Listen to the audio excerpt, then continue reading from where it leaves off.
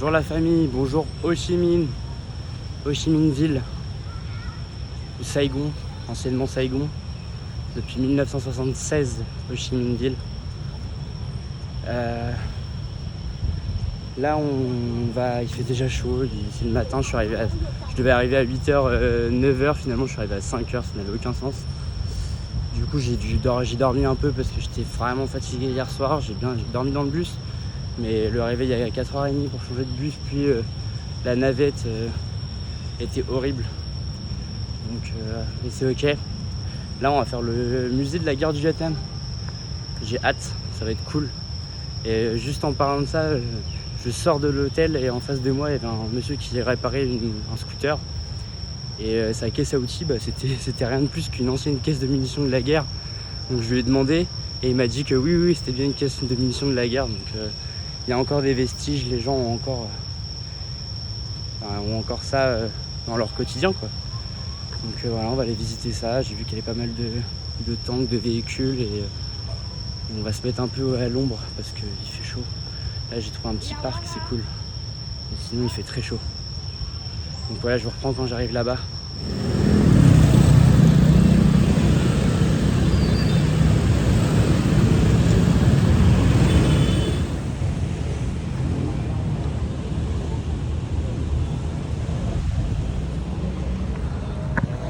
Les gars, ça y est, on est rentré dans le musée. Vraiment pas mal de véhicules, c'est cool. Alors la guerre du Vietnam, ça a duré un petit moment quand même. Ça finit seulement en 75. Ça a commencé en 63, 64, je crois. Ça a duré quand même quasi 10 ans. Long time. Beaucoup de temps. Les Américains ont perdu cette guerre. Pourquoi ? Simplement parce que ils étaient plus forts pourtant, mais ils avaient les Vietnamiens connaissent bien leur terrain. Voilà, donc les Américains, ils ont énormément bombardé. Dès qu'ils voyaient de la fumée dans la forêt, ils bombardaient. Dès qu'ils voyaient une trace humaine dans la nature, ils bombardaient. Et il y a un village qui est très connu pour avoir un grand nombre de douilles, d'obus comme ça. Ils ont fait de l'artisanat et aujourd'hui, ils ont même fait des bateaux, je crois, des pirogues, tout ça. Enfin bref, beaucoup de recyclage à partir d'obus américains. Voilà. Bon les gars, je sors du musée et je suis juste profondément choqué par ce que j'ai vu. Des horreurs, franchement, j'aurais honte d'être américain et de venir ici quand je vois toutes les horreurs qui ont été faites pendant la guerre. La torture, les produits chimiques. J'ai vu des enfants avec des membres en moins, des enfants morts. Franchement, arrêtez la guerre. Hein. Faites l'amour, c'est définitivement mieux. Franchement, j'étais à deux doigts de chialer dans le musée, quoi. Et je voyais des Américains se balader avec les cure-dents dans le musée. Je trouve ça un peu genre... Après, ils ont le droit d'être là, mais... Je sais pas. Et il y avait des enfants, des classes. Des enfants de peut-être moins de 10 ans, allez. Et on voit genre des enfants morts avec des membres en moins. Et les enfants s'arrêtent sur ça et regardent, ils disent ils s'arrêtent et vraiment ils restent sur la photo en mode machin. Je sais pas quoi en penser, c'est quand même assez hardcore pour des enfants de voir des enfants de leur âge morts sur le sol, plein de sang, avec des photos couleurs. On voit clairement que des impacts de balles sur les corps. C'est franchement dur. Je m'attendais pas à ça, rien à voir avec la prison centrale que j'ai fait à Hanoï. Là on va se diriger vers le palais présidentiel, du coup on va enchaîner, c'est juste à côté. Et puis je pense qu'après il y a le quartier français qui est pas loin. Donc on va faire tout ça. Donc j'avance. Et voilà, mais là l'expérience, franchement il va falloir que je m'en remette un petit peu parce que c'est dur à vivre, c'est dur à voir. Voilà. Tout à l'heure. Bon les gars, ça y est, on y est. Le palais de l'indépendance, le palais de la réunification.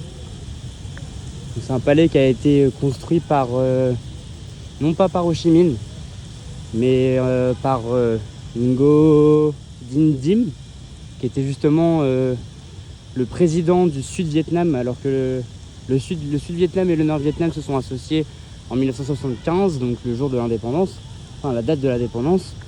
Et avant ça, le Sud-Vietnam était donc la partie capitaliste du Vietnam et donc allié des États-Unis. Et aujourd'hui, on en a encore des séquelles parce que Ho Chi Minh, c'est Ho Chi Minh City, bien qu'elle s'appelle Ho Chi Minh, et porte le nom d'un grand communiste et le poumon économique du Vietnam, la ville où l'activité économique est la plus grande. Et ce palais est donc un vestige du passé capitaliste du Sud-Vietnam. Le président, il l'a fait construire, mais il l'a jamais vu parce qu'il y a eu un coup d'état avant et il s'est fait assassiner. Il était dans ce palais, le palais a été bombardé, il s'est échappé par un tunnel, il s'est redonné dans une église, je sais pas laquelle, mais il a été ensuite assassiné dans cette église directement à la sortie du tunnel souterrain. Il a été assassiné par un de ses généraux qui ensuite a du coup pris le pouvoir. Et ensuite s'est succédé une dizaine, voire une vingtaine de présidents jusqu'en 1975. L'assassinat a eu lieu en 1963. Donc en 12 ans, il y a eu une vingtaine, voire plus, de dirigeants et de coups d'État jusqu'à la réunification du Vietnam en 1975. Voilà. Ils avaient un autre drapeau, tout ça. C'était pas le même. Et voilà, on va aller voir tout ça. Donc quand on voit ce genre d'escalier, là on a la salle des banquets.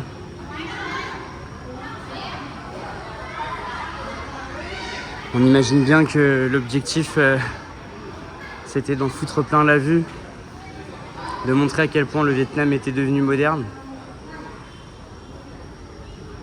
Un style bien des années 50, post-art déco, je sais pas comment dire. Une salle des cérémonies dans la continuité du luxe du palais présidentiel. C'était le palais présidentiel en fait. Donc, voilà, il y avait la salle des ministres. Là, je vais la filmer mieux parce que là il y avait trop de monde.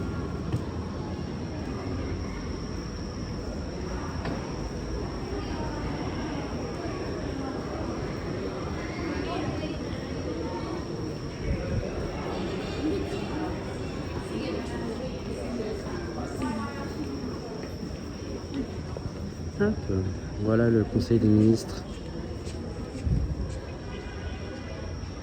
du Sud-Vietnam, à ne pas confondre avec le Nord-Vietnam. Je sais pas à quoi a servi ce palais ensuite. Faut que je regarde. Il faut bien imaginer que dans ces salons-là se sont réunis un grand nombre de personnes. Nixon est venu, Gerald Ford, Kissinger. Ils sont tous passés là pour négocier la paix au Vietnam, ce qu'ils ont réussi à avoir en 1973 avec les accords de Paris, je crois. Regardez, c'est magnifique. En fait, ça c'est pour couper le soleil, pour avoir de l'ombre, et ça rappelle le bambou de ce que j'ai vu. Le palais, il a été construit par un architecte vietnamien qui a eu le prix de Rome en 1955. Ce qui me paraît bizarre parce que c'est avant la construction. En fait, avant, il y avait ici un palais construit par les Français. Et c'était là où les gouverneurs français vivaient. Regardez ça, le tapis là. Magnifique. Et c'est le premier asiatique à avoir obtenu le prix de Rome. Donc le prix le plus significatif en termes d'architecture. C'est vrai que le palais est vraiment cool et regardez ça, les lames là de l'extérieur. Regardez ça. Tout le palais pour briser le soleil, c'est sympa. Somptueux salon encore. Incroyable.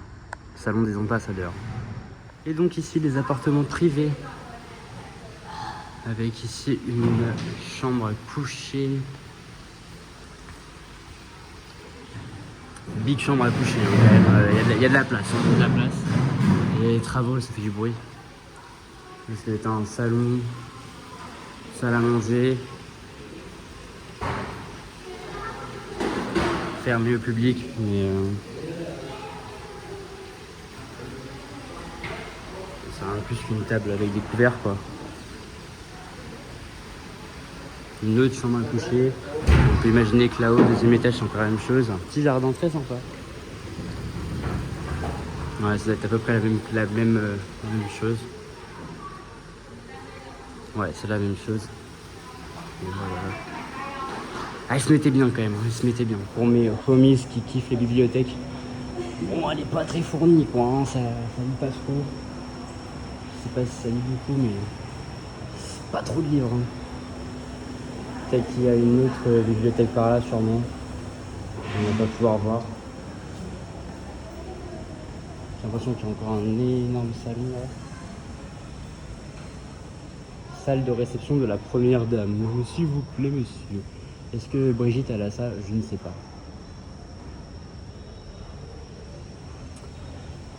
Ok. Oula.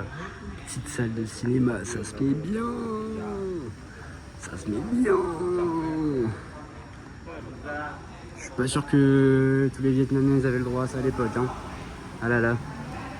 Il y avait une salle de jeu, encore un sublime salon, mais je veux ça chez moi.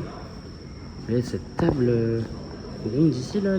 Oh, magnifique. Même au fond là, il y a une sorte de tonneau là, je sais pas c'est quoi. Magnifique. J'avais entendu parler du toit du palais. Et là c'est là où ont atterri les bombes. Ce que je comprends, là il y a un morceau de bombe carrément là. Et j'avais entendu parler qu'il y avait une piste d'hélicoptère sur le toit. un petit terrain de tennis, tranquille. Hein. Là on est sur le toit. Ce que j'ai compris, il y a un bunker là-bas. C'est bizarre que le bunker soit sur le toit. C'est pas courant. Mais on va aller voir ça. Hein. On n'est pas très haut, mais quand même. Bon là les gars, le bunker est énorme. Hein. Ça n'a rien à voir avec ce qu'on a vu à... Où est-ce que c'était déjà? Je sais même plus où est-ce que c'était. Ah, c'était à Hanoï. Rien à voir avec ce qu'on a vu à Hanoï. Chef des communications. Il fait 72 mètres de long le bunker, c'est quand même assez impressionnant. Standard téléphonique. Récepteur radio. Peut-être encore de la radio là. Haute fréquence. Émetteur radio. Donc là c'était le lieu le plus protégé évidemment du bunker, des bureaux.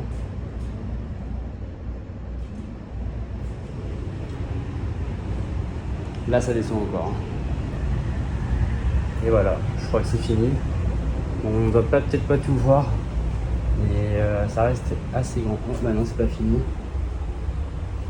La chambre du président. Avec des cartes, toujours le mec dort avec des cartes. Il fait pas bon d'être président parfois. La salle de guerre du président.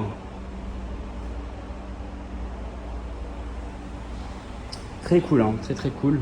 Les cartes, je pense qu'elles sont de toute époque, forcément. Non, rien à dire, on peut totalement imaginer que c'est par ce tunnel que s'est échappé Dinh Diem en 63 avant de se faire assassiner quand le coup d'état a eu lieu. En gros, il voulait. Dinh Diem était un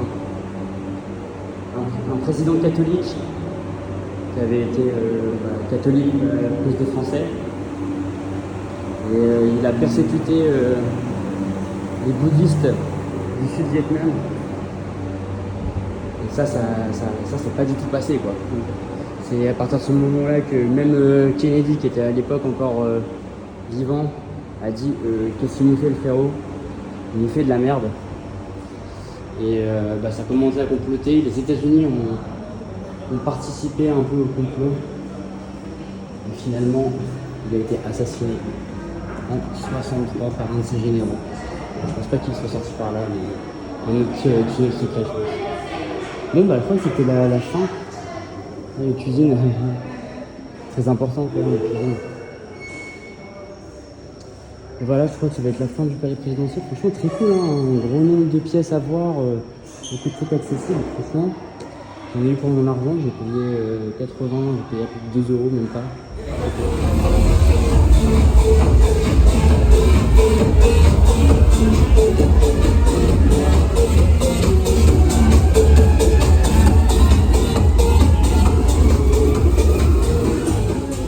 Ok les gars, là on vient de se faire le tunnel de Cu Chi, le fameux tunnel de la guerre du Vietnam. C'était cool, beaucoup de monde en vrai. Et mais on a bien exploré. Les tunnels c'est chaud, franchement les Vietnamiens ils étaient chauds. Hein. C'était chaud sa mère, mais je comprends pourquoi ils ont gagné. J'ai les genoux en sang là, juste à être à 4 pattes dans les tunnels parce que c'est vraiment très bas. Je vais vous mettre des petites vidéos de tout ce que j'ai vu à peu près et puis voilà, en profiter. Allez, bisous. La boussole, la famille. Le bouc va disparaître. Le bouc va disparaître.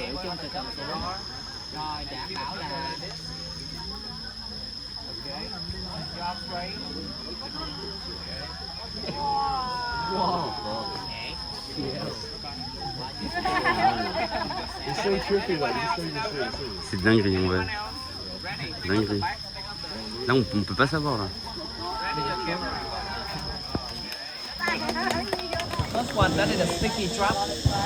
Put inside COVID. When you step in it, will hit your leg. Got a sticky trap.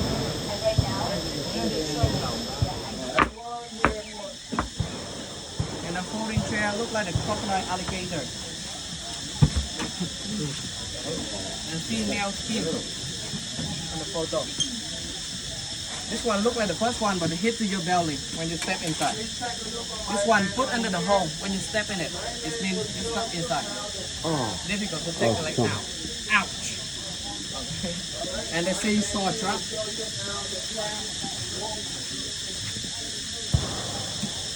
And for those who like durian, you know durian fruit? King of fruit in Vietnam, my favorite fruit. But some tourists you don't like that smell. If you have opportunity, try Bien, it. en vrai, comme je vous avais parlé au musée de la guerre, regardez. En fait, il y a eu beaucoup de recyclage d'obus pour faire des bateaux même. Faire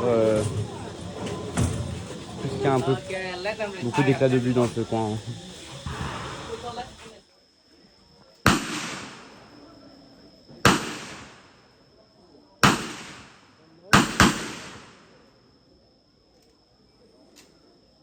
Les gens tirent à la calage, c'est bizarre. AK-47. C'est quand même assez chelou, genre. Drôle de tourisme. No fight, peace, no weapon. Let's go. Bon bah là on a un cratère d'une bombe larguée par un B-52, B-52. Bon, en vrai des cratères j'en connais, hein, parce que en Normandie, voilà. Là j'avoue c'est quand même...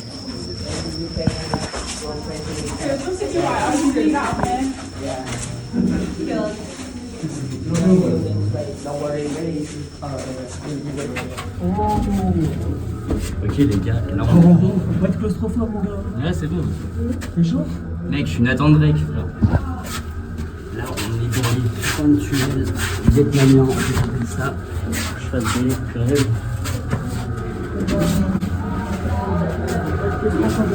Oh mon dieu. C'est pas très large, hein, je vous le dis, mais c'est ok. Là, je peux faire 100 mètres. Oh, c'est chaud sa merde. C'est dangereux là. C'est chaud sa mère, je vais arrêter de filmer peut-être.